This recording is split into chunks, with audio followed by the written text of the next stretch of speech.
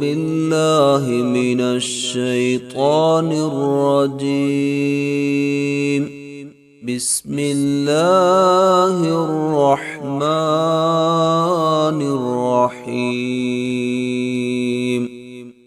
ولقد جاءت رسلنا إبراهيم بالبشرى قالوا سلاما، قال سلام، فما لبث أن جاء بعجل حنيذ.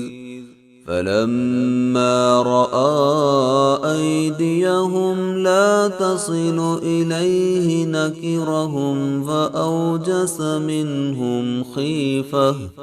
قالوا لا تخف إنا أرسلنا إلى قوم لوط وامرأته قائمة فضحكت فبشرناها بإسحاق ومن وراء إسحاق يعقوب. قالت يا ويلتى أألد وأنا عجوز وهذا بعلي شيخا إن هذا لشيء عجيب. قالوا أتعجبين من أمر الله رحمة الله وبركاته عليكم أهل البيت إنه حميد مجيد. فلما ذهب عن إبراهيم الروع وجاءته البشرى يجادلنا في قوم لوط إن إبراهيم لحليم أواه منيب. يا إبراهيم أعرض عن هذا إنه قد جاء أمر ربك وإنهم آتيهم عذاب غير مردود.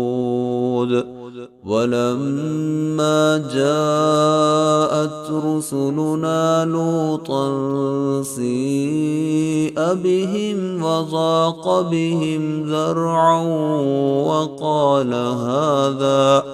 وقال هذا يوم عصيب. وجاءه قومه يهرعون إليه ومن قبل كانوا يعملون السيئات. قال يا قوم هؤلاء بناتي هن أطهر لكم فاتقوا الله ولا تخزون في ضيفي أليس منكم رجل رشيد. قالوا لقد علمت ما لنا في بناتك من حق وإنك لتعلم ما نريد. قال لو أن لي بكم قوة أو آوي إلى ركن شديد. قالوا يا لوط إنا رسل ربك لن يصلوا إليك فأسر بأهلك بقطع من الليل ولا يلتفت منكم أحد إلا امرأتك إنه مصيبها ما أصابهم إن موعدهم الصبح أليس الصبح بقريب. فلما جاء أمرنا جعلنا عاليها سافلها وأمطرنا عليها حجارة من سجيل منضود مسومة عند ربك وما هي من الظالمين ببعيد.